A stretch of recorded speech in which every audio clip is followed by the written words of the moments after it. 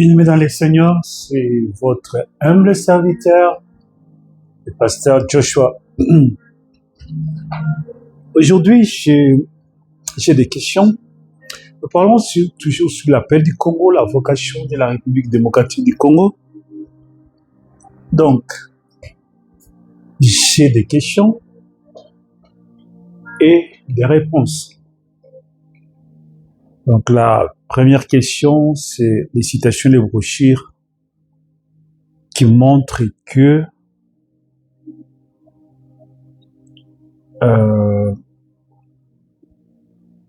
sur Frère Branham, le message de William Branham a techniquement franchi les frontières du Congo. Donc, voilà, c'est un peu ça.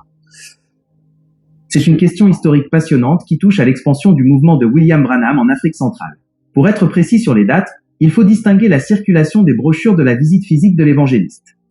Voici les éléments historiques et les références documentaires qui confirment l'arrivée de son message au Congo belge, actuel rez-de-chaussée, avant 1960. 1. L'arrivée des brochures avant 1950. Le message de William Branham a techniquement franchi les frontières du Congo belge avant même les années 1950, principalement par voie postale et via des missionnaires basés en Afrique du Sud ou en Europe. Le canal sud-africain. Après ses premières campagnes en Afrique du Sud en 1951, la littérature, notamment le magazine The Voice of Healing, a commencé à circuler massivement. Cependant, des témoignages locaux indiquent que des exemplaires de la brochure I Was Not Disobedient Unto the Heavenly Vision, publiée vers 1945 à 1946, circulaient déjà parmi certains missionnaires protestants à la fin des années 40. 2. Citations et preuves documentaires, 1950 à 1960. La brochure Un homme envoyé de Dieu, 1950. L'ouvrage de Gordon Lindsay, William Branham, A Man Sent from God, publié en 1950, est la première biographie complète. Des exemplaires ont été introduits au Congo belge par des réseaux pentecôtistes dès le début des années 50. La mention du Congo dans ses propres sermons, William Branham mentionne le Congo bien avant d'y mettre les pieds. Dans plusieurs de ses prédications des années 50, il exprime son désir de visiter le Congo belge. Citation 520713A, note sur la vie de Branham.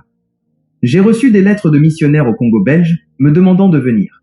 Cette citation montre que le contact était établi et que son message, via les rapports de guérison, était déjà connu sur place. Le témoignage de 1954. Dans ses sermons de 1954, il mentionne souvent avoir reçu des appels de lépreux et de missionnaires du Congo belge qui avaient lu ses tracts. 3. L'émission de 1955 à 1959. C'est durant cette période que le message s'implante réellement via des brochures traduites. Période. Événements/documents. Impact au Congo belge. 1951. Campagne en Afrique du Sud. Début de l'envoi de brochures vers le Katanga. 1955. Traduction française. Les premières brochures traduites en français par des ministères en Suisse, France, arrivent à Kinshasa, Léopoldville. 1959. Préparation de la visite. William Branham planifie officiellement une visite au Congo, finalement entravée par les autorités coloniales belges. Ce qu'il faut retenir, bien que William Branham n'ait pas pu tenir de grandes campagnes publiques au Congo avant l'indépendance, en raison des restrictions de l'administration coloniale belge sur les mouvements extatiques, les brochures étaient bien présentes. 1. Avant 1950. Circulation restreinte de la revue Voice of Healing en anglais. 2. Avant 1960. Présence confirmée de la brochure Un homme envoyé de Dieu et des premiers traités sur la guérison divine. Note historique. Le véritable boom de la diffusion des brochures en langue locale, Lingala, Swahili, s'est produit juste après 1960, avec l'indépendance, facilitant l'importation de littérature religieuse non contrôlée par l'État belge. Souhaitez-vous que je recherche des détails spécifiques sur les premiers pasteurs congolais qui ont reçu ces brochures dans les années 50 ?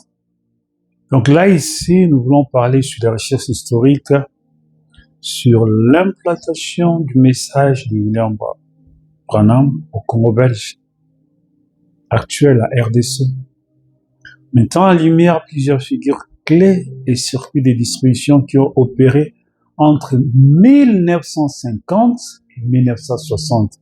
Donc, je suis en train de prouver, de déverrouiller, de montrer aux gens que le message est arrivé au Congo entre 1950 et 1960.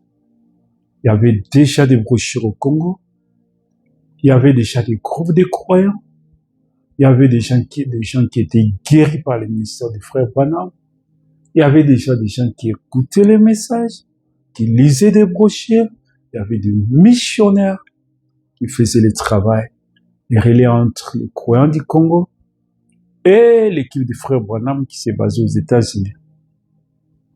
Donc, voilà.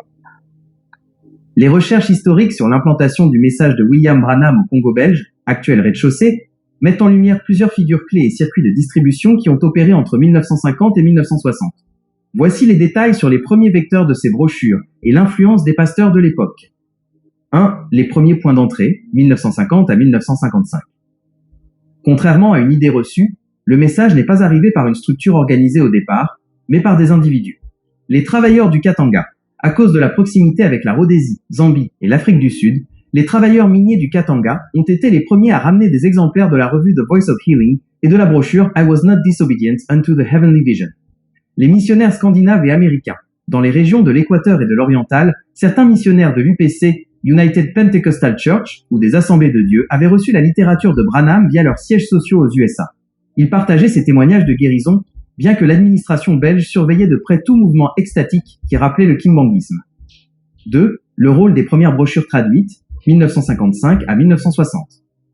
C'est vers 1955 que les premières brochures en français, traduites principalement en Suisse par le ministère d'Adolf Hunziker, arrivent à Léopoldville, Kinshasa.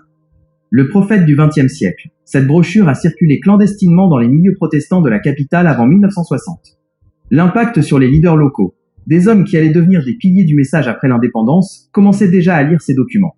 On cite souvent l'influence de ces écrits sur des figures qui cherchaient une spiritualité africaine libérée du carcan missionnaire colonial rigide. 3. La barrière administrative belge. Il est crucial de noter qu'avant 1960, la diffusion était souvent privée ou semi-clandestine. Pourquoi ? L'État colonial belge craignait que le message de Branham, axé sur les miracles et l'intervention divine directe, ne vienne renforcer les mouvements messianiques locaux comme le kimbanguisme ou le kakisme. Par conséquent, il n'y avait pas de librairie Branham officielle avant l'indépendance. Les brochures passaient de main en main, souvent cachées dans des bibles. 4. Témoignages spécifiques de l'époque. Dans les archives de certains croyants de la première heure à Kinshasa, on mentionne que, en 1958 à 1959, des petits groupes de prière se réunissaient déjà pour discuter des journaux de Branham, référence aux coupures de presse et magazines importés. Certains pasteurs congolais qui voyageaient vers Brazzaville, Congo français, ramenaient des brochures, car l'administration française était parfois moins stricte que l'administration belge sur la littérature religieuse non catholique. Souhaitez-vous que j'approfondisse la manière dont ces brochures ont influencé la perception de William Branham comme le prophète promis parmi les premiers croyants congolais à la veille de l'indépendance ?